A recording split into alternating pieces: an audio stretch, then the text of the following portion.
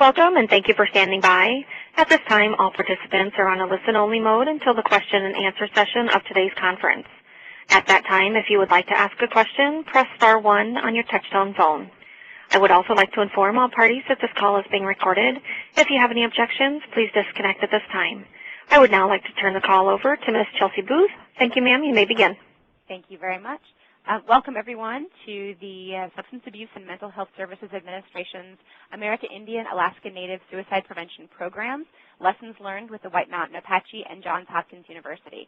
As the operator said, I'm Dr. Chelsea Booth. I'm one of the project officers in the Garrett Lee Smith Suicide Prevention Program, and I am absolutely delighted today to introduce to you two wonderful women who I think are really going to give us a lot of things to think about today. So first, I'd like to introduce Novalene Goklish, who is a Senior Research Program Coordinator at the Johns Hopkins Center for American Indian Health in White River, Arizona. Novalene directs suicide prevention efforts for her tribe, the White Mountain Apache. Mary Cwik is an assistant scientist at the Center for American Indian Health at Johns Hopkins University.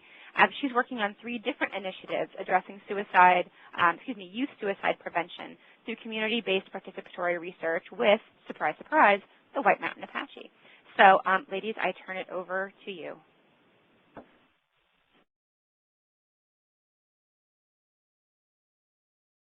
Good afternoon. Thank you for the introduction. So I'm waiting for the slides to load. My computer just froze, so I'm working on it. So yeah, hold tight for just a second. If you want to start talking, as soon as things come back, I will flip the slides over to yours. Okay.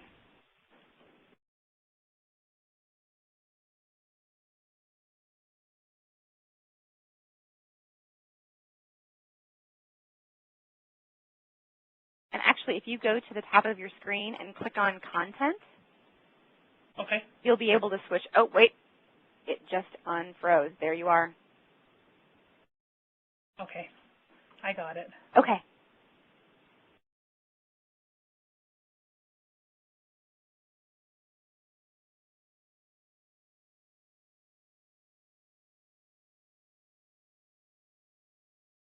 Loading slowly, sorry about that. So this afternoon we'll be talking about 4 elements to how we got to where we're at with the tribe's suicide prevention efforts. So Mary and I will talk about the impact, particular practical information learned from the work that we've been doing here on my reservation, and how it all got started with the tribe, working with the tribal council, working on approvals, how to continue the work that we're doing, working with prominent members of our community, which is our elders, how to also continue to work with the key stakeholders in maintaining a relationship with different departments, even though there's, turnover with staff, and, how to best take care of, the grant staff that are working, particularly on the suicide prevention, the deaths that happen in the community, what we need to do to take care of ourselves, and also, to be able to reach out to everybody else and assist in their needs as well. So just to give you a brief description of where we're at, so the White Mountain Apache tribe is located in eastern Arizona. We have 17,100 enrolled tribal members. We reside on the Fort Apache Indian Reservation, which is 1.6 million acres. Geographically, we are isolated. We still participate in our tradition and our culture. We're governed by the tribal council. Johns Hopkins has had a 30-plus year relationship with the tribe on working with research and a variety of different service programs over the 30-year period that they've been here. Also, the founder for the Johns Hopkins Center for American Indian Health, Dr. Mathuram Santosham, has resided on the reservation where he worked for 6 years started the field office, moved back to Baltimore, and started the Center for American Indian Health. When he first opened the office in October of 1979, he has since then maintained a relationship with the tribe, the tribal chairman, and a lot of the council delegates, has family here that, have adopted him as a part of their family, has godkids, how we do our baptismals. He also has godkids from there. So, really strong relationship with the community, the tribe, and then a lot of the departments as well. And this is our third funding cycle with SAMHSA, the GSL funding that we've received thus far. So how to get the tribal council's buy-in and approvals with resolutions, it's really important to work on establishing a relationship with the tribal government plus the agencies that take place in a lot of the approval process. For us, it's the health board and tribal council in approving a lot of the work that we do. In order for us to be successful at what we do, we need the tribe's buy-in. The tribe needs to agree that this is really important and that this is something that's needed in the community in order for them to support it. And so we were very fortunate that we had strong leaders that felt that, a strong awareness of suicide prevention needed to be presence in the community, not just for a short-term basis, but for a long-term basis. So the importance of having the tribe's suicide surveillance system and then having local staff maintain and build the relationship to be able to keep the surveillance system going, to build relationships with other departments, tribal members that speak their language, understanding the problems from the community, understanding the perspective of it, knowing how to address and deal with the problems on the reservation, but also looking for some of the positive key components on what the outcomes will be, knowing that when you're working on a program and knowing that it's really negative, what can you do, when you're talking to the tribal council, when you're sharing or updating them on the importance of, the information that's being gathered, what can you do to work towards maintaining a positive relationship. And so it takes a lot of time and effort and patience where you're sitting through long tribal council meetings, you're on the agenda, you're number whatever, either you're on the new business, old business, but the important thing is that you're there, you're being optimistic about the whole thing. Things might come up that are negative throughout the day, and you know that sometimes it might impact the leaders in a negative way, but when you go up to actually talk to the tribal council, that you yourself believe in what you're doing and that you're going to be able to make a difference in the community because of the support that you have from them and the impact that you're going to make in the community. And once you have that mindset, once you know that, I'm going to make a difference in my community, by helping individuals that, need help helping them identify resources so that they can utilize these resources. What can we do to improve this relationship? So just knowing that there's different things that you can do, develop and adapt programs incorporating involvement in each point, and so identifying, what are we going to incorporate into these programs that help us address some of these issues that are prevalent in our community? What are we going to do to impact that? So when you're presenting to tribal council, you'll be able to answer questions. It's also important to understand the history of within your community, the deaths by suicide, the attempt rate, if at all possible, having an idea of, how prevalent alcohol is, substance abuse, what's going on, and then being able to answer questions when you're standing before tribal council so that, they understand where you're coming from.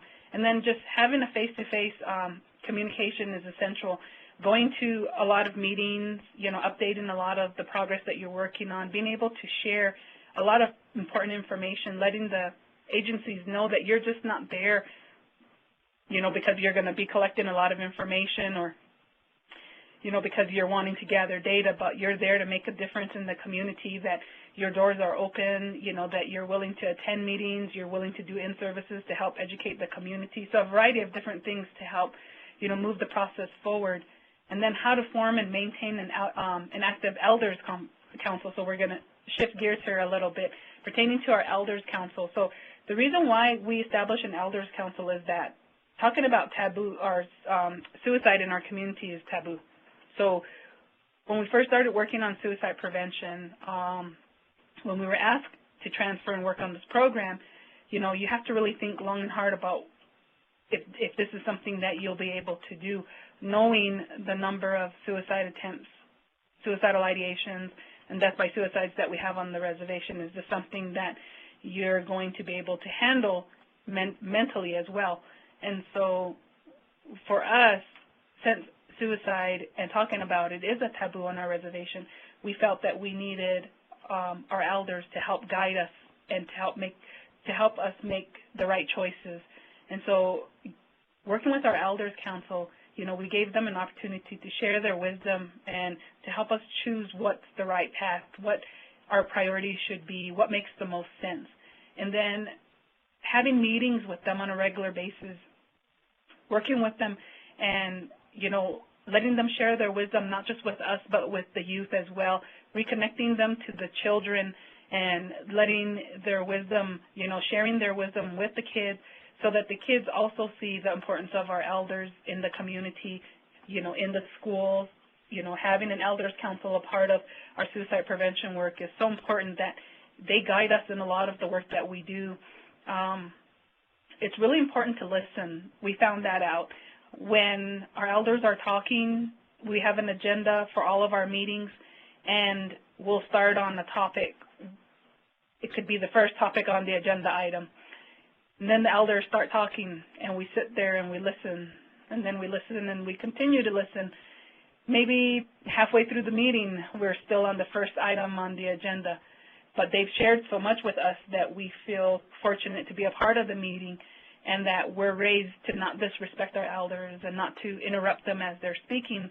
So as the elders are talking, we wait patiently, you know, for them to finish telling us their story. And a lot of the time during the meetings, they're sharing stories with you, but it always comes back to the agenda item, like what we were discussing, maybe respect, maybe a curriculum, maybe what field visit we need to do, maybe the field trip that we're going to take, you know, on our next trip. And so they're sharing a lot of information with us. And if you sit and listen and if you take notes, they're also probably answering some of the questions to the other agenda items, you know, as long as you're paying attention to what's going on and listening, that you'll be able to get more out of the meetings than you think. And being a very patient person and allowing, you know, your elders to feel respected, to feel that they're appreciated, but not only that, but to feel that you're listening to them and that they're allowed to, you know, share with you, and they're given the floor and they're given the opportunity to speak, allows the Elders Council to grow and become really strong. The elders also love bonding with one another. It brings, our Elders Council meeting seems to bring our elders together from different communities, and so when they see each other, they greet each other, they give each other a hug, you know, and knowing that our next meeting, you know, they're going to see each other again, you know, for them is really good. And we also feed our elders during our Elders Council meeting, and so we give them time to be able to talk and to share stories. So we always make sure that there's a small portion of time on the agenda that is specific for them, and they know that, and so they're given an opportunity to share. And some elders, you know, that have worked in an office, that you know, are associated with businesses, they tend to refer to that, like after they answer a question off of the agenda item or they share information with you, and then they'll tell you, I have more information that I'd like to share, but I'll wait until this time on the agenda when we have the opportunity, you know, to be able to speak a little bit more freely. And so, you know, knowing that you're giving them that, and I think that that's all, you know, helped us to maintain such a strong Elders Council. So we have 50 active elders on our Elders Council. We go into the schools, the elementary schools, K through 6, and, you know, they talk to our kids. They share a lot of information with them. They do a lot of storytelling. They talk to them about respect. They talk to them about respecting their body. They talk to them about trust. They talk to them about the importance of communication. And so by allowing our elders to have that portion, it's really important. And, you know, we've been able to take field trips with them, not off the reservation because it's not relevant. We do all of our field trips on the reservation, and we do a lot of the field trips to the sacred sites on the reservation, and we get to hear about the stories of, you know, whatever happened there a long time ago. And so we've got to take several field trips, and the kids really enjoy spending that time with the elders. And, you know, we don't have to remind the kids to respect the elders. They do that on their own. And if elders need help with, you know, carrying something, moving something, the kids are right there to help them. And we know that, you know, the elders are really grateful for all of, you know, what the kids do for them when we're on these field trips and the amount of time that they get to spend. And some of the elders know a lot about the different medicinal plants on our reservation, and so they'll share that with the kids, how you're supposed to collect them, what you need to do. You also have to have prayer, and so it's really important. And we do a lot of prayer with all of our meetings. We do opening prayer, closing prayer. When we're going to eat, they pray for the food, and so our elders really enjoy that as well, because we try to keep a lot of, you know, our culture, you know, included in the meetings that we have. Our elders also sit on a large variety of different boards. We have departments that contact us and ask us, you know, can your elders council participate in this or in that, knowing that we have a really good group and they're very reliable. But it took us a long time to get where we're at by, you know, just really working with them, being patient. We started off really small and we started growing. On the elders meeting notices, we always put on there that they can invite, you know, another elder to come and participate in the meetings, that it's open, you know, that we're not restricted to size. And so, you know, we really encourage our elders to try to bring in other elders so that we can learn from them as well. And then working with them and showing, you know, how much we appreciate, you know, the work that we're doing. We were able to produce a DVD that our elders played a big, you know, they had a big impact on helping us really come out with what needed to happen in that DVD, because we were trying to, pretty much how the elders stated it was that we're trying to, you know, make it a pretty picture, but it's about suicide. There's nothing pretty about it. You need to be direct and to the point. That was the elders talking to us, so we shared that with our colleagues back in Baltimore, and Mary, you know, should remember that, you know, how the elders are really direct about it, and that's what made that DVD even more powerful, was the feedback that we got from them, and then also giving us permission to move forward on producing something so powerful. And so this is a picture of some of our elders when we're on one of our field trips out in Holly Lake, where they've identified some of the medicinal plants, and they're sharing that with some of the youth that we were there with, but you don't see them in the picture. Novalene, this is Mary. Would you mind saying a little bit about the project that the elders are working on now, just briefly? Sure. So we are currently working on a curriculum with the elders. So it's a 12-month curriculum where they've identified a specific topic for each month, and then to make sure that there's language and respect in each curriculum, and then also a DVD portion that will help cover some of the teaching components that the elders would like to share. There's also a storytelling portion that would be included in their responsibilities for the month. Like for January, they're wanting to share the legend story. They're also talking about responsibilities specifically to the month. So they're talking about, you know, during the winter time, what are, you know, young girls, what should young girls, you know, feel that they're responsible for? What should young boys feel that they're responsible for? So some examples that they gave is learning how to chop wood, you know, chopping the chips, also cooking and cleaning, you know, learning how to sew. So it's a variety of different things that they're wanting the kids to be able to identify with. And then also for the families that are going to be participating, you know, what they should understand. And then also, you know, respect, you know, what a part of respect do they want us to share with the community that's going to be written into the curriculum. And then also the language, what specifically do they want us to touch on pertaining to the Apache language, and any specific words that they're wanting us to focus on, or if, you know, they're wanting to be a little bit more broad on what they're wanting us to focus on. And then being able to come up with 4 main topics throughout the curriculum. And so they talked about, you know, love. They talked about being able to listen. They talked about, you know, what it means, you know, to have respect. And then they talked about, you know, being involved in, you know, what their responsibilities are and how involved they should be. And then also being accountable for what they're supposed to be working on. So those are some of the things that they've brought up.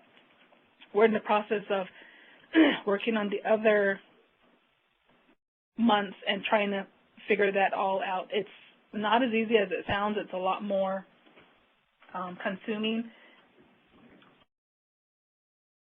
since our elders have a lot of stories that they add in there when they're sharing when we're trying to identify the importance of the curriculum.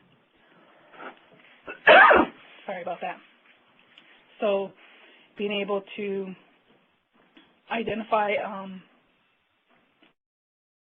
all of the themes. It took us a while to identify all of the themes for each month, and being able to cover each month is taking a little bit longer. So we've identified with Mary that we need to have more meetings with our elders so that we could get the curriculum done in a timely manner, but be able to get as much information from them as we can, because it's only going to help the individuals that participate in the curriculum teachings that we'll be doing with our elders when the actual teaching process comes around and the curriculum is actually done.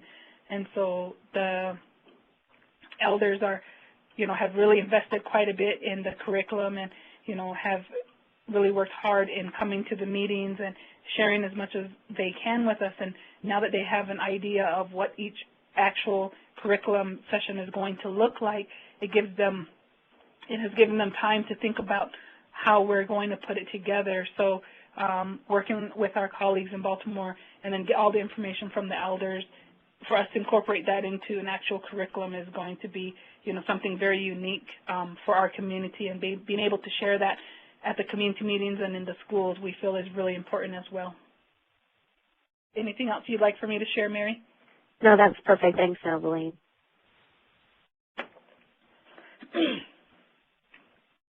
And so on the next slide, it talks about how to deal with key stakeholders, turnovers, and elections. So the importance of all partners to keep a shared focus and common understanding is, working with the different key stakeholders in the community. For us, the main one is our tribal council, because we base all of our work on the resolutions that they've passed, allowing us to do the work that we're doing with the tribe's support. So the resolutions on our reservation are law with a sovereign nation. When a resolution is passed, departments are then supposed to follow what that resolution indicates. So if a department is mandated to do something specifically, then they're held, to those responsibilities. And so on our reservation, reporting suicidal behaviors to a centralized location is mandated by the tribe's resolution that was passed in 2001, and then adaptations have been made to increase the number of departments that are now required to report all of the suicidal behaviors as well. And so just knowing the work that needs to be done to be able to work with them and understand that this is a partnership that we have pertaining to the surveillance system, and then just working on balancing, between professional relationship with our leaders and staying above politics is really hard when you live in a small rural community, when politics plays a big part in a lot of things that happen on the reservation. And so just being balanced and knowing that you're not leaning in any direction, but you're staying grounded and not really being a part of politics is really important. So what me and my colleagues have done so far is that we don't play politics. We don't get involved in any of the politics that takes place on the reservation. We stay as neutral as possible. We don't take sides. We don't make comments on any of the things that are happening. And we joke about that, saying that, verbally we don't make comments, but mentally I'm pretty sure we're having an in-depth conversation to ourselves, about some of the stuff we disagree with, but verbally it's not something that you want to have out there, because you don't want, to be known as, favoring with one program, or that there's favoritism and that's the only reason why you have all of these approvals, or there's favoritism with this particular group, and then when that particular group leaves, you now no longer have favoritism within the tribal council. Therefore, if you try to go before council, that nothing will be approved. And so it's really good to be balanced, really good to just be neutral in a lot of things that you're doing when it comes to having a relationship with political leaders.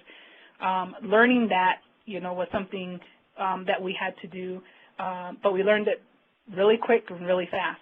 early on, we already knew what we could do, what we couldn't do, what we could say, what we couldn't say, and how to have our meetings, not to exclude anybody, being open. When you're inviting one, you invite all.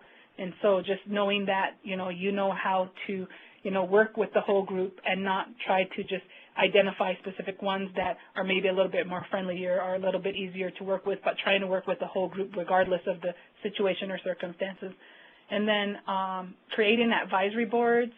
We invite tribal health directors, people that work within the state, the Indian Hospital, and then, other groups that might, have the same interests that we do on the same topics that we're working on as well. And then a board, really works in helping us identify and helping us overcome barriers. If there's something that we get stuck with, what can we do to move forward? And then also identifying, is there certain assessments that we're wanting to use? Is there, certain things that we're, some of these questions that we're wanting to ask, we can't quite seem to, get the questions right. Some of the information that we're then getting after we've asked these questions isn't pertinent, it doesn't make sense.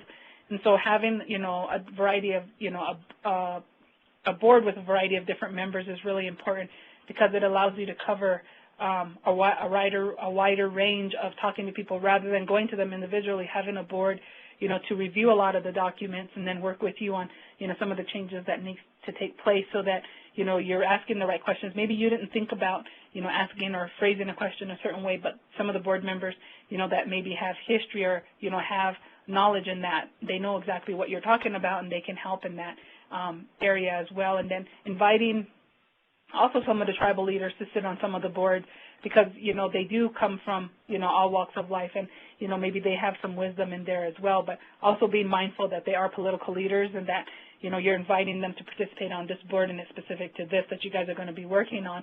And knowing, that for some of them that there are boundaries, that you need to establish at the beginning about what the board is about, what your goals are, what do you guys tend, to accomplish, and how often you guys, plan on meeting and what the expectations are, of the board members. Knowing that up front is really important and it helps to keep the boards, they have a stronger awareness of what you're wanting to accomplish with them overall and how you're going to get all of that done. I think for us has been, key in what we're doing and how we've been able to move forward in everything that we're working on. And then working, also making sure that you touch on all of, like you have exactly a right balance with your boards, making sure that you have like community members, you have representatives from different departments. You also have key stakeholders that are a part of that. You also have maybe, medicine men, medicine women that participate on the meetings as well. If you're targeting, youth, invite some of the youth to come and participate as well. And then having some of your elders sit in due to, the difference in their outlook on life and also the knowledge that they have and how they're going to share things with you. Also, if youth are going to be involved, it's really important that if you're targeting them, that you also have an awareness of, what specifically you're going to work on with the youth, and then having input from the youth prior to implementing whatever program that you guys are wanting to work on so that the youth have, they've shared information with you that's probably going to help, make this program a lot more successful. The next one is how to best take care of your grant staff and the community after suicide. Novalene, can I ask you to elaborate on something before you move on? Sure. Hopefully you can hear me okay. So I'm wondering if you can reflect if there's ever been a time where you guys have had a lot of turnover at one time, like maybe there was practically a whole new council and you felt like you were starting from scratch, and what kind of strategies you used to deal with that? Sure.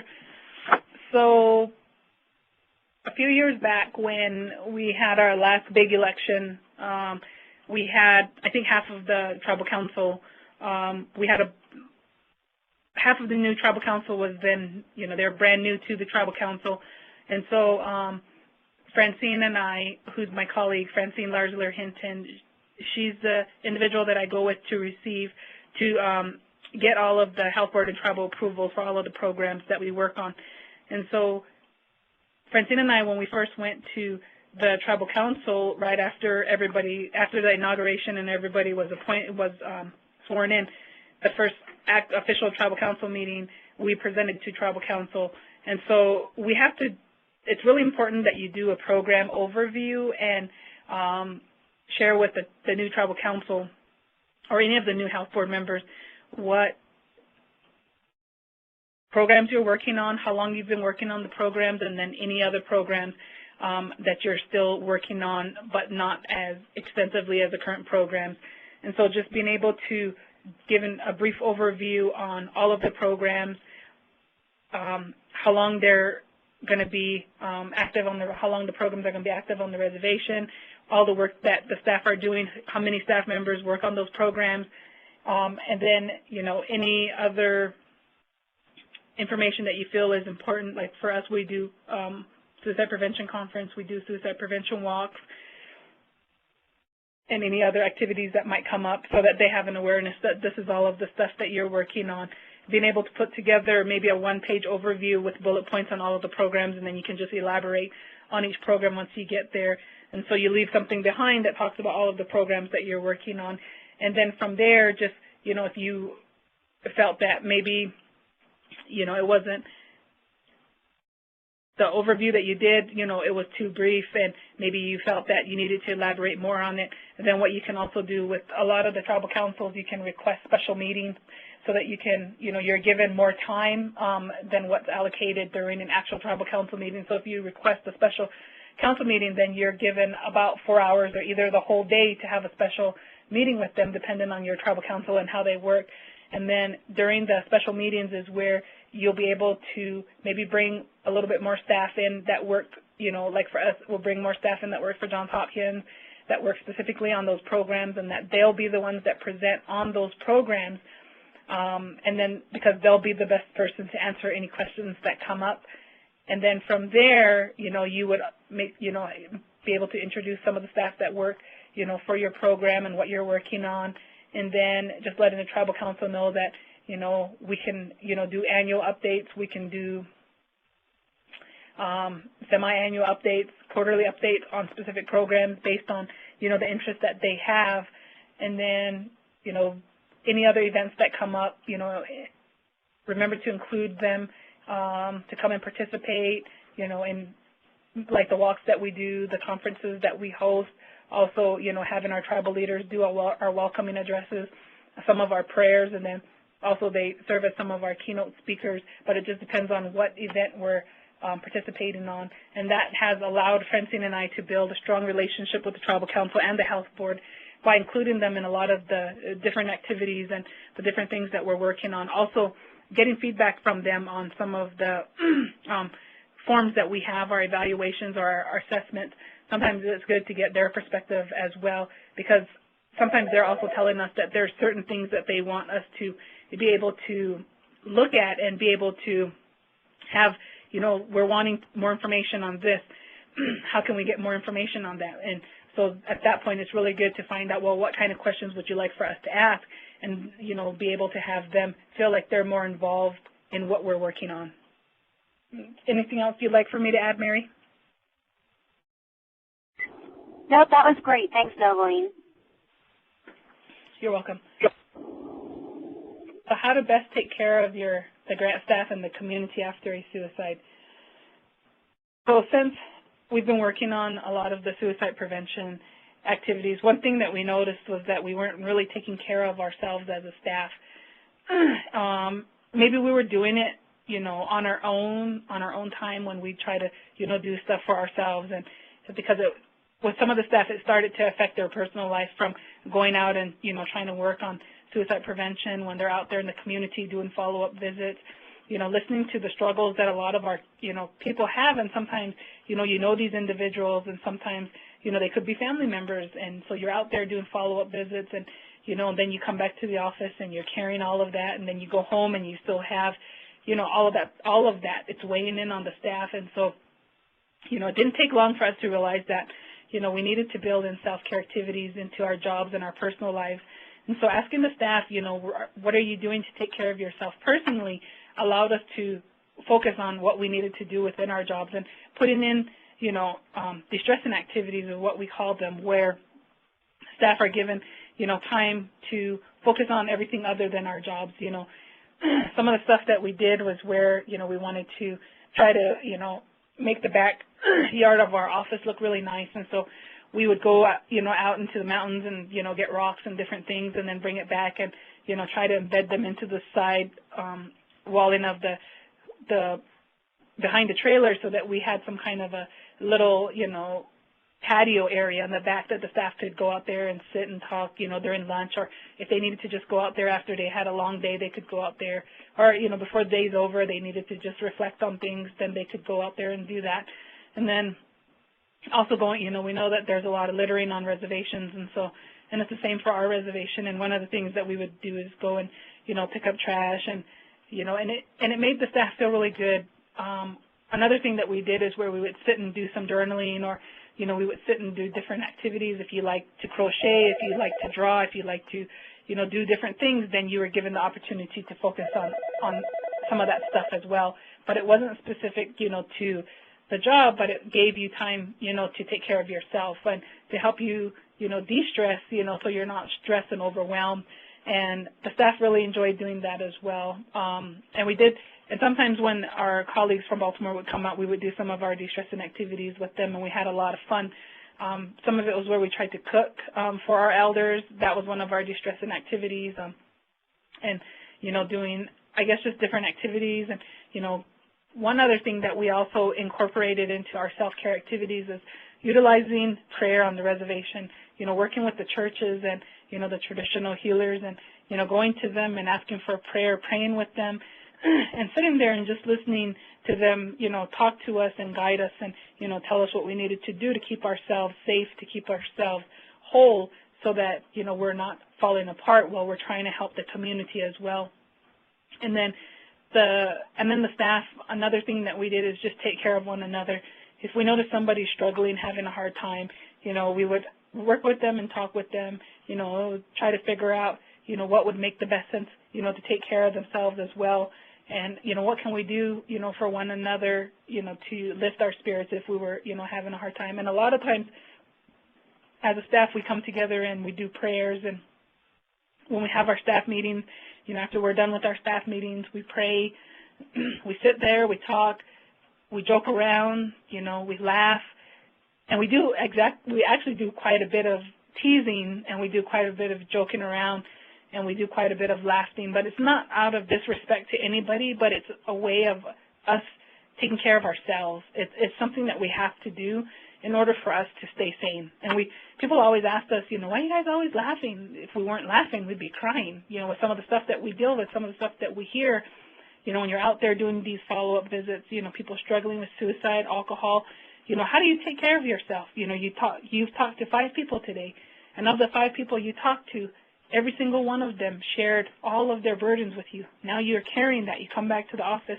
And, if the office is somber and nobody's laughing, everybody's just sitting there, of course you're going to, it's going to feel sad. It's going to get worse. And so, our way of relieving a lot of that is joking around and laughing and, enjoying ourselves as a staff and, working with one another, just sitting there and, having a good time with our staff. And, there's nothing wrong with a good laugh. And, we tease each other. And I think that's what so far is probably one of the best self-care activities that we have is when we're all laughing as a staff and as a team. And then, ensure everyone's, training needs are met. Make sure that, they feel like they're capable of going out and, working on suicide prevention, that they feel comfortable and they know what they're doing. They know that it's going to help. And I think if you have faith in what you're doing, then it's going to, that you're going to make a difference in that. The work that you're doing, that you're going to be able to impact somebody, that you're going to be able to save somebody's life, knowing that, you can do that and having confidence in what you're doing, I think is really important. And then, as far as training goes, we work really closely with our Baltimore staff on a lot of the trainings that we do.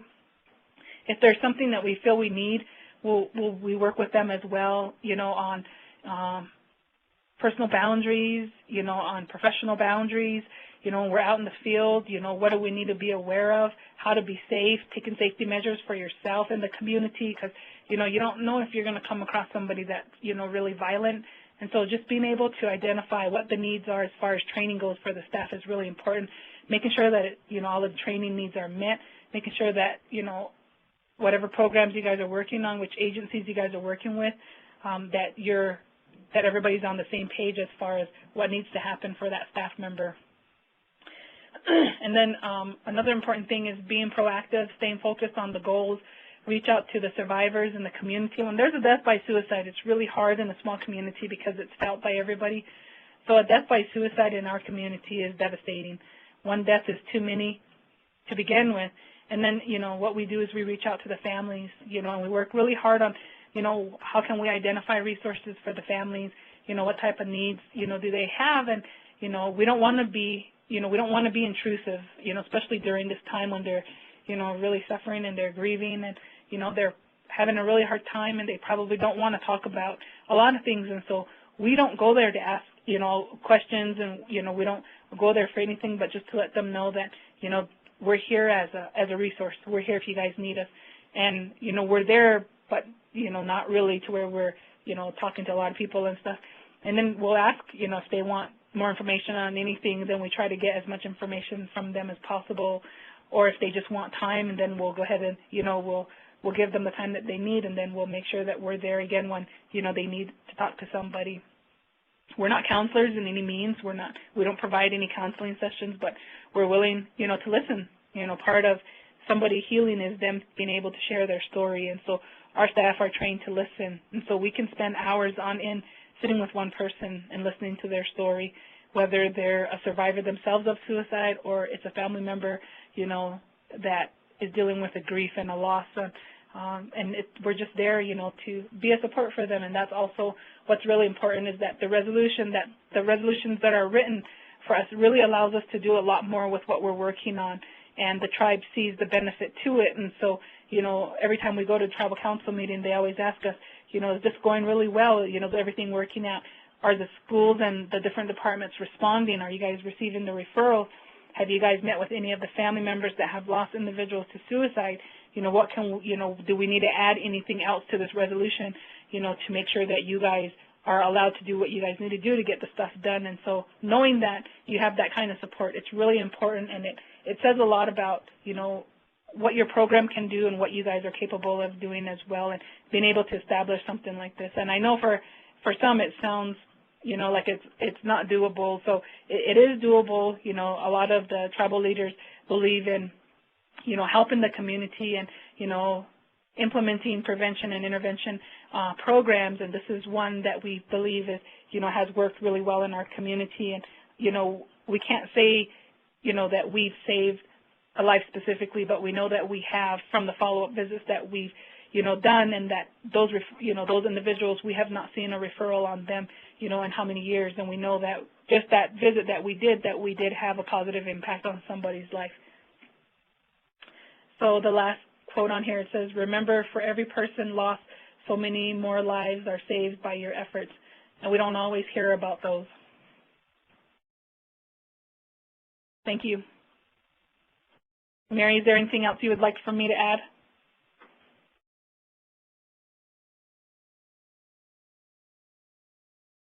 I do see at this time Mary's line is disconnected. Okay. So, Michelle? This is Chelsea. Do you want us to open it up for question and answer? Sure, that's what I was going to ask. Okay, yeah, let's go ahead and do that. Thank you. We will now begin the question and answer session. If you would like to ask a question, please press *1 on your phone. Ensure your phone is not muted, and record your full name clearly as prompted, as your name is required to introduce your question. To withdraw your question, press *2.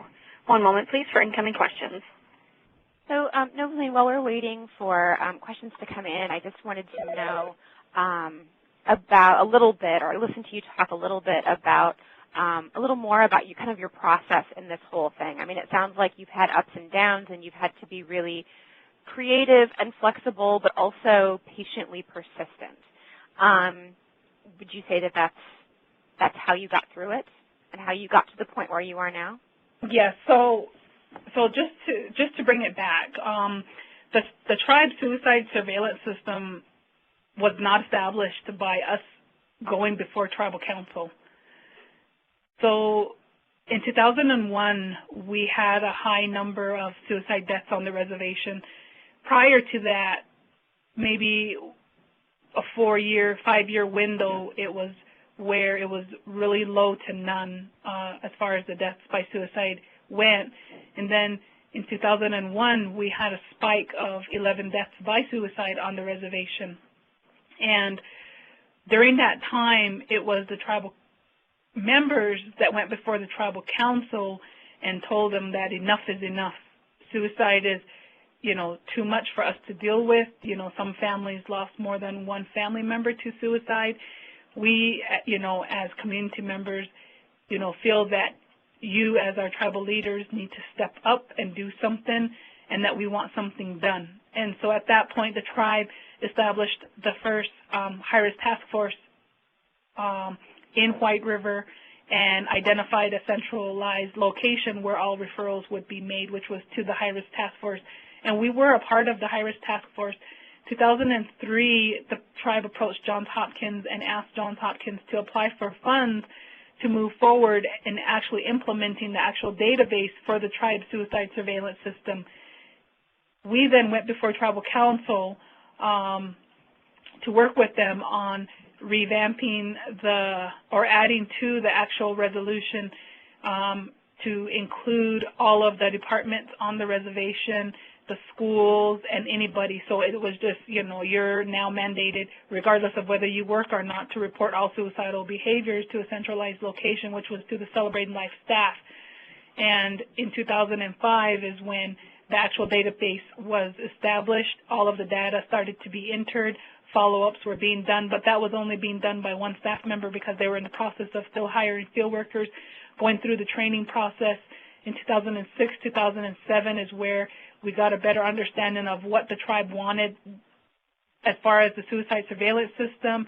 And so for us, it's a little bit different on how we received or how the suicide surveillance system was established.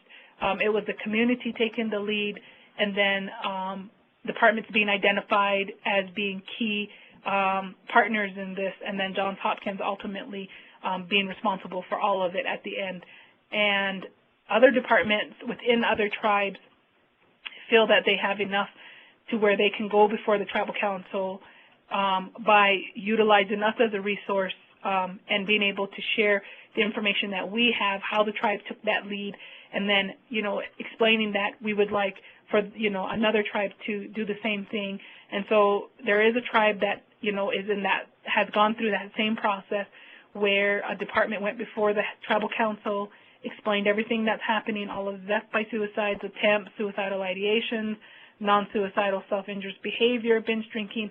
How can we get, a surveillance system established so that we're able to track and follow up with these individuals who are presenting with suicidal behaviors, on the reservation. And then the tribe, and then they explained, this is what the White Mountain Apache tribe has established. This is what they're doing. This has been going on for this many years.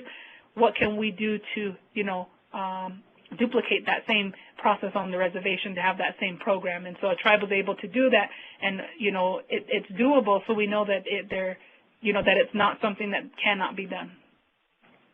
Okay, thank you. Operator, do we have any questions? I show no questions at this time, but again, as a reminder, if you would like to ask a question, please press *1 on your phone. Ensure your phone is not muted and record your full name clearly. One moment, please, for questions.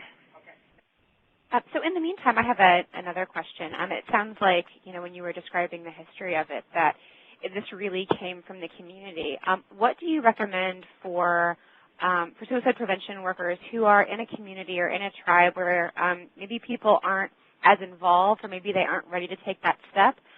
What do you think that they can do to kind of help the community members?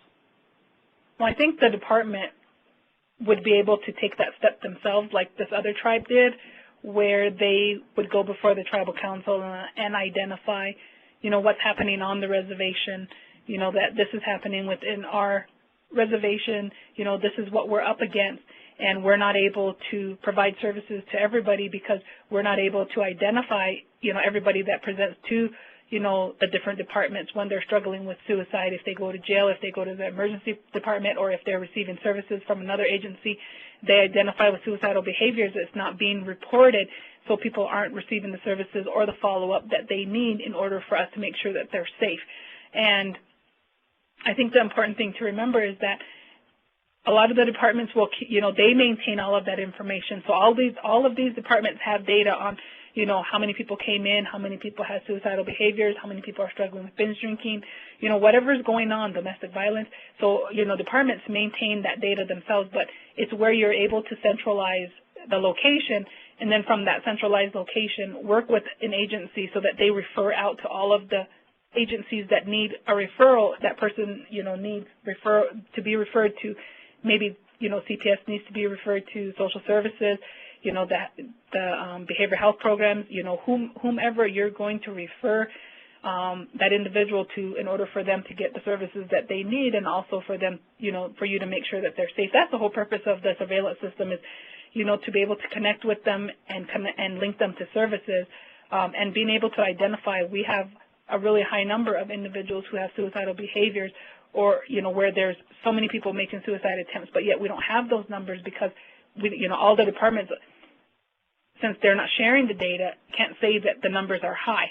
But once you centralize it, then you'll be able to identify that, yes, we do have, a strong need for more counselors on the reservation. We need more counselors in the schools, specifically to mental health, substance abuse. So it allows you to open up, more services, because you'll be able to identify, a lot more of what's going on. I mean, you can see it visually, but then when it's actually on paper, it gives you a little bit more to go off of. That makes sense. Mary, are you back on the line? I do not show Mary's on the line yet. Okay. I know I just got an email from her, and I know she's trying to call back in. Which was actually a question I was going to ask both you and Mary about your collaboration with researchers. I mean, we know that, relationships between, tribal communities and researchers aren't always the smoothest. There are a lot of examples where they are able to work together, and, and the tribes can, can collaborate with them and vice versa. So could you talk a little bit about your relationship with them and kind of how you got them to be very respectful of the way that you wanted to do things and the needs that you had, and how you communicate with that to them? So I think that the relationship that we have with Johns Hopkins is very unique, considering that they've opened up their doors over 30 years ago and have never left our reservation. And I think a lot of it is from the founding director, which is the individual that lived here when they first started working on our reservation. And when it comes to research, we still will get kickback from community members or tribal leaders. It's just about research. It's just about numbers. All you guys want to know is just all of the, paperwork. You guys aren't providing any services. We do get that type of feedback from the community. And when we work directly with our colleagues in Baltimore, we try to come to an understanding of, when we're working on research, specifically to behavioral health, that the information that we're receiving, we cover this with them, and we always want to make sure that which is really good where we're at now, is we always want to cover that, the questions that we're asking is prevalent, they're culturally sensitive, and that we're not, asking questions that we shouldn't be asking. We're really sensitive to not being disrespectful to community members by asking stuff that shouldn't be asked to begin with. And that's the reason why we have a lot of our advisory boards. We establish advisory boards so that they help us with a lot of the implementation of our programs when we're working on them. And it allows you to identify information that, isn't relevant on the reservation. It helps you to identify a program that doesn't make any sense. It gives examples that doesn't pertain to the tribe. And so when you're working with researchers, also finding out exactly what information is needed in order for us to be able to tell the story. And I think it always goes back to that, is, the information that we're going to be asking, is that information going, when it goes into the reports, are you going to get the right information? The questions that you're asking, do those questions, it makes sense to you, but they don't make sense to us?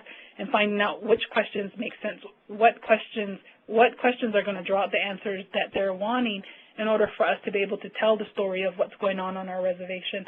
And then the reason why, we believe that, the the data helps us to tell our stories. Also is that the data is going to help us receive additional funding, maybe to implement service programs, do additional research to make the program even stronger, maybe find a lot of funding out there that's going to help us continue to do the work that we're doing, working with the elders, having them going into the school, figuring out, what are we going to do and how are we going to be able to get that information so that we can still continue to do what we're doing. And with, working on research, sometimes, some people don't view it in a very positive way.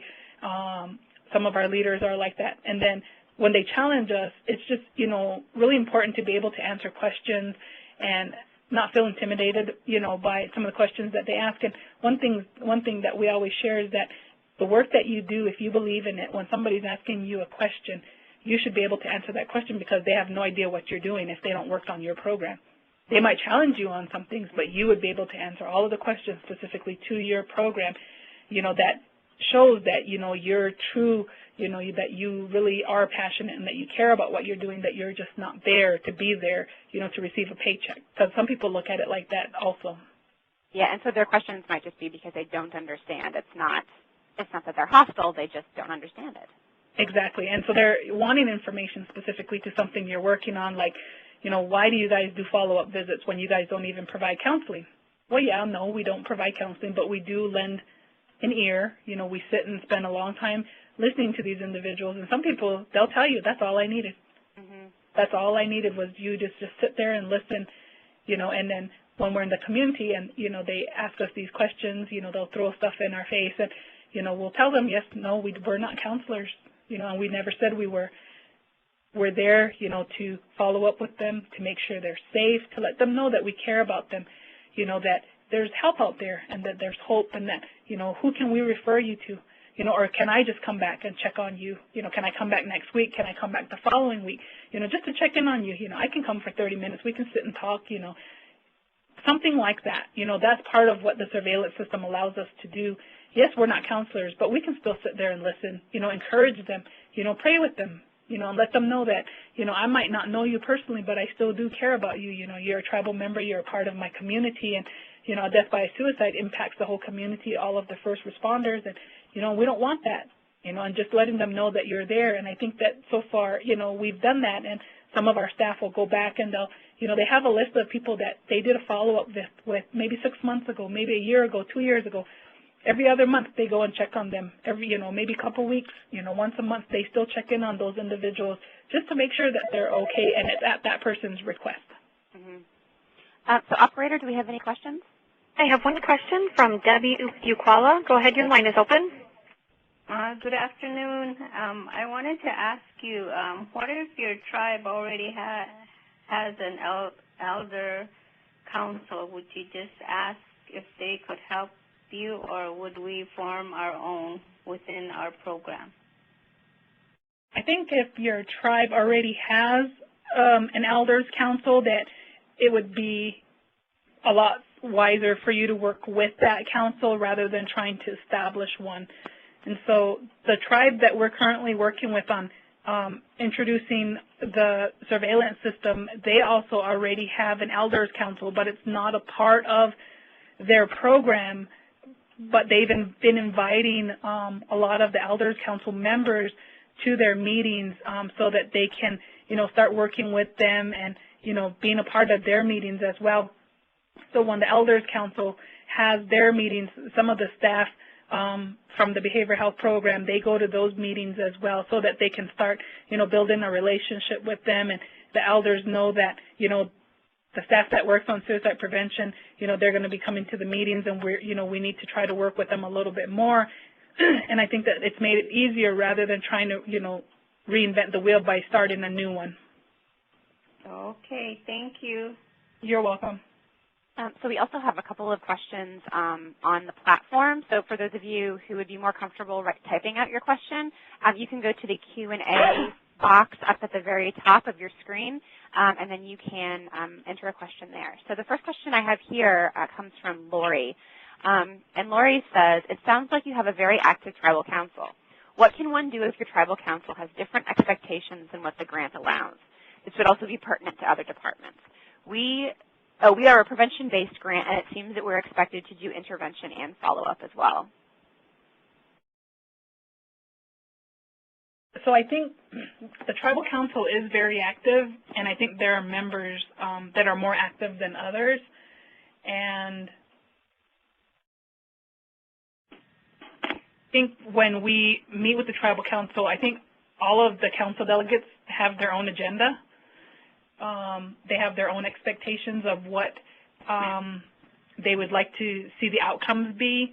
And I think that the only thing that you can do is, identify, when the Tribal Council, addresses certain issues, they have their different expectations, that you list out those expectations, and then you go and review, what you are, required to do based on, the grant that you're working on, the intervention and the follow-up visits that you guys are doing, being able to link a lot of that. And I think that's what we were able to do when the Tribal Council brings certain, issues to our attention, that we're able to address, how we handle that. When we first started working on the suicide surveillance system and conducting follow-up visits, they asked us if we were following up with individuals who were binge drinking. And at the time, we were following up with all of the minors 19 years old and younger. We were doing follow-up visits with them whenever they presented to the emergency department. And we identified what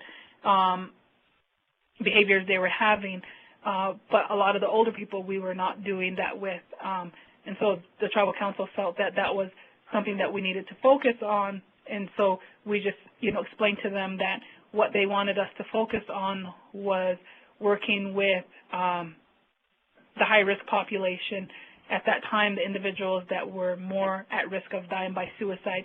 And so we were able to pretty much come to an understanding of, what was expected, what they expected of us, and also, how we were able to try to work on that. And so by, with the adults, if any of them presented and they were just having alcohol use, just referrals were sent out to the agencies that needed those referrals. And so we were able to explain, this is what we can do, but we wouldn't be able to do the follow-ups because we don't have the manpower to do that due to the funding, the limitations of the funding. So we were able to, explain some of the stuff that we couldn't do. They weren't very happy with it, but, we still, had to explain that. And then when we meet with them again, it's a different story. So it's not always the same. Okay. And Lori, if you have any follow-up questions, feel free to type those out. So our next question, actually, operator, are there any other questions on the line? Yes, our next question comes from Marilyn Zimmerman. Go ahead, your line is open. Hi, I kind of have three. Could you describe your follow-up, how you do follow-up, whether it's days after and do you meet in your home, in your office? Could you describe the emergency department protocol, and what was the third one? Are they associated with that? IHS. And is your emergency department facility an IHS facility? Are you with Megan? Because that was her question, too. Hi, Megan. Yours was the one I was going to read. Yes, all three of those. Okay.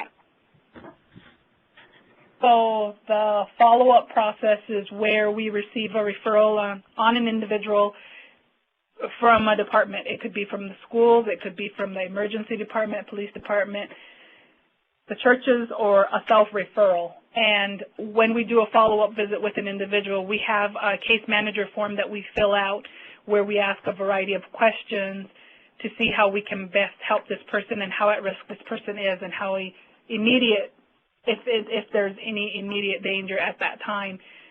When we do the follow-up visit, it also helps us to talk with them a little bit more about any services that they're interested in. Do we need to refer to another agency other than the behavioral health program that we are required or mandated to refer to automatically? And so when we're doing the follow-up visit, if they go to church or if they identify a specific counselor or somebody, then we'll try to reconnect them or try to re-refer them to that agency if they did private, if they received counseling from private practice or off the reservation, then we try to work with them on reestablishing those relationships. or if they don't want to be referred to anybody and they just want to talk with the staff. But during the referral, during the follow-up process is where we do have a specific standardized form that we follow when we're doing the follow-up visit. And then from there, once the follow-up visit is done, if we need, to spend more time with them, also if we need to maybe just transport them to go get a tribal ID, and that's the reason why they're having suicidal ideations, is because they don't have any income, they don't have no source of income, they need an ID to be able to apply for income, whether it's food stamps or any other assistance, and just being able to identify what the barriers are and why they were ideating to begin with, and just working with them on that. And then your next question is the emergency department at IHS facility. Yes, we do have an emergency department at IHS. We work very closely with the Indian Health Service, so we have we've had a relationship with them for over 30 years. So the relationship has continued.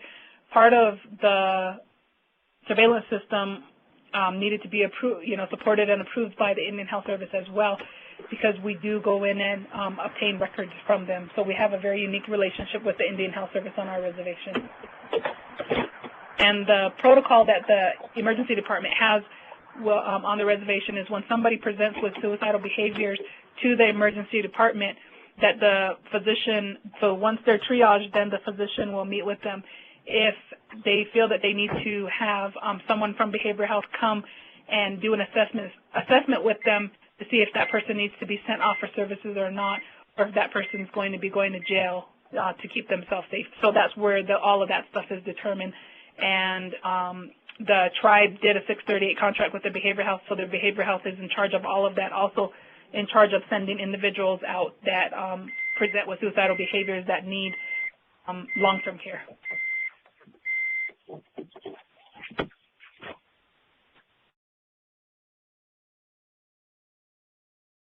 I hope I answered your question. You did. This is Matt Taylor. I'm also sitting alongside Marilyn Zimmerman and Megan Rides at the door and other colleagues here. Can you describe how often the follow-up calls, or the time intervals of the follow-up process, and what success or strategies have you used to overcome barriers like family not being open to receiving follow-up calls, or people changing their numbers or giving false information? So I guess it's two questions from us. What are the time intervals, and how do you overcome what are many of the sort of common barriers to initiating sequenced follow-up calls, whether that's emotional resistance to the calls or just technical challenges given technology or geography, et cetera? So the time that we have, so we do have specific windows that we have to follow up with adults, which is 30 days, and then for the 24 years and younger, we have a 90-day window. And during that time, when we're doing our follow-up visits, we, I guess, pretty much try to do as much outreach as we can with one individual by, going out there. We also prioritize which ones we're going to follow up with, so the ones that make an actual suicide attempt, and then the ideators, non-suicidal self-injurious behaviors, and then our binge drinkers. So it just depends on, if there's multiple events that happen, somebody was having ideations and they made an actual suicide attempt on the same day at the same time, they go up higher on our priority list. And when we're following up with somebody through the tribal mandate, we follow up with them once, and if they want additional follow-up visits, then we do additional follow-up visits at the individual's request. And how often we go and follow up with them, it's also up to them, and then they'll let us know if they want us to continue following up with them. Our follow-ups, if we do it based off of the actual form and not doing anything else, will take us about 45 minutes to complete the actual follow-up visit with one person. And then I don't remember what your other question was. It was just about the challenges of being able to stay in contact with these individuals, but I think you've described some of those strategies you use quite well. So one thing that we do is we don't do any cold calling on individuals. Like, say, we received a referral today for an event that happened this weekend. And then, so if we received the referral today, we wouldn't cold call the person, so there's no cold calling. What we'll do is we'll go out in the community and try to locate the person. The only time that we start reaching out to the person, say we go to their house and they say, they're not here, they're with their boyfriend, this is their phone number, can you give them a call? Then at that point we would finally call the individual, or we'll leave our number there and then they would call us. Majority of the time we do not have any problems when somebody calls us over the phone. Sometimes they'll request to meet in person so we can finish the follow-up visit in person. They'll give you a time and location, or they'll just ask if they can do the follow-up visit over the phone, or if they're not interested in doing a follow-up visit at all and they tell you that they're okay, I'm fine, I don't need any help, it happened when I was drunk. So, we just explain who we are, where we're at, and, how we're going to help them and why we're doing the follow-up visit. And we tell them that it's mandated by the tribe, and then we also let them know that we're also mandated to refer all of the individuals to the behavioral health program that we've received the referrals on. So it's an automatic referral whether they want to be referred or not. But when we're doing the actual follow-up visit is where we can refer then to another agency at their request. We also refer to traditional healers, and we refer to churches. If they want us to help them, connect with a private practice off the reservation. So we try to, help them out the best that we can. Thanks a lot for the information. You're welcome. And this is Chelsea again. I just want to let everybody know that our wonderful presenter for an Apache will be back to do another webinar specifically on the surveillance system. We don't have that scheduled yet. Novalene, I'm assuming that you're going to be a presenter on that one too? Yes, I'll be on that one as well. Okay, good. So as soon as we get that scheduled, we'll be publicizing that one too. So operator, do we have any additional questions? I have one more question from O'Connor. Go ahead, your line is open. Yes, thank you so much for your information that you've presented and shared with us today. I'm wondering if you would be able to share some of the documents that you've talked about, like the two in particular would be the questions that you use on the follow-up visit. That form seems like it would be very helpful for us to learn about. And the other document that might be useful to some of us is the resolution that went through your tribal resolution on required reporting of suicidal behavior. Thank you. So you wanted the tribal resolution and the form prior to that. Were you saying the death form or the referral form? The follow-up visit, it was the form that you used for... Oh, okay, the case manager form? Yes. Would that be possible for us to see that? Yes, so we can send the three forms that we have that are part of the surveillance system. It's the intake form, which is the referral form that when we conduct in-services, we give all of those forms to the different agencies, so when they come into contact with someone who has suicidal behaviors, they then fill that out, and then we receive those forms. We also have a case manager form that we fill out, and that's when we're doing the actual follow-up visit. And then we have the actual death by suicide form that we fill out, and all of those forms are then entered into our database. Thank you. Yes, I was in particular speaking about the case manager form, but the others would be helpful as well. And the resolution. We can get these forms to Michelle, and maybe you guys could send them out for us? Yeah, sure. So if the people who are interested, actually, why don't they just email me since I'm the one here? So my name is Chelsea Booth. My address is CHELSEA.BOOTH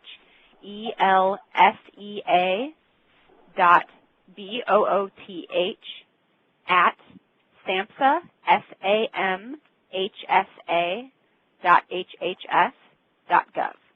So if you email me, I'll get you the forms. So we'll get those forms for you, Chelsea. Okay, great, thanks. So, operator, do we have any other questions? I show no further questions at this time. Okay, and has Mary been able to get back on? Yes, Mary has rejoined us. Oh, hello, Mary. Welcome back. Hi, everyone. Can you hear me? Yes. Wonderful. I just hear, I heard also what Novalene shared. Sorry I couldn't chime in at first. So in our last 8 minutes or so, is there anything that you would like to add?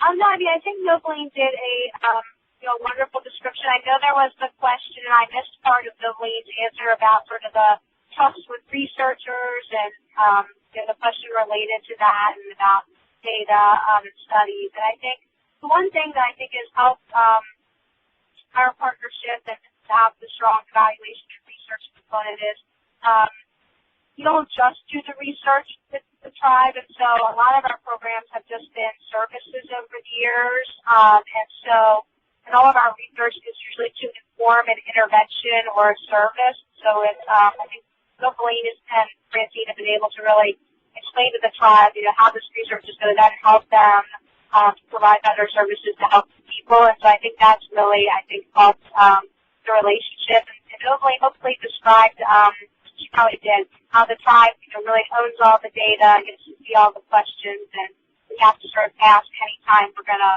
disseminate that information or publish it anywhere. So I think on some of those things have really helped the research relationship. Mm-hmm. Yeah, Novalene, anything you'd like to add to that? That was one thing I did not add, was that all of the data that Johns Hopkins has from the time it started working with the tribe, that the tribe is the sole owner of all of the data, and anytime the tribe is wanting to present, they're wanting to do a webinar, they're wanting to publish a manuscript, all of that information has to be approved by the Tribal Health Board and Tribal Council, and then a resolution is then in place supporting all of that. And any of the work that was done by Johns Hopkins with permission from the tribe and the health board, that we do not have the right to use that data as we wish. And I think a lot of people think that, that's something that's a privilege that we have, and it's not something that we have, and it's not something that the tribe has ever given to anybody where they can just come and go as they please and do whatever they want. And so anytime we're wanting to do something, that we have to go before the tribe and that we have to get permission from them. And we work really closely with, I think that over the past 7 years that we've been able to establish a stronger relationship with the Health Board and Tribal Council, to where the tribe felt that they trusted us more in allowing us to now have blanket resolutions for all of our seminars, webinars, and conferences that we attend and we present at.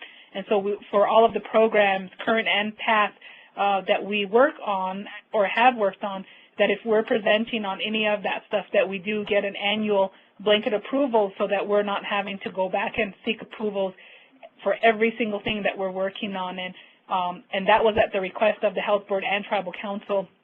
And they told us that it's based on a trust relationship, and that we've proven ourselves, and that, we're worthy enough to receive something like this. And it was really great for them to give us something like that. And I think part of it was also we were constantly at the Health Board and Tribal Council meetings, and, sometimes we would overwhelm them with some of the approvals that we needed, and this is their way of helping us, but also helping themselves as well. But we were able to build a relationship with them that's unique, and that we've been able to maintain by, really working hard on a lot of the information that we shared pertaining to, maintaining a relationship with the Tribal Council and, just being balanced. And I think that says a lot about, how we've been trained by our colleagues as well on, what we need to do and how we respond. And, it just builds a lot of professionalism with the key players on the reservation in what we do. All right, thank you. I wish that we could continue this conversation. This has been really fascinating. But luckily, as I said before, we'll get Novalene back to talk more specifically about the surveillance system. So with that, I'd like to close this webinar. Thank you so much, Novalene. You're amazing. And Mary, Cwik, thank you very much for also being on the call and dealing with all the technological issues to be here with us. So with that, if anyone has any questions, please feel free to email me. Again, I'm Chelsea Booth at SAMHSA. And with that, go forth and do good. Thank you. Thank you. This concludes today's conference. Thank you for participating. You may disconnect at this time. Speakers, please stand by for the post-conference.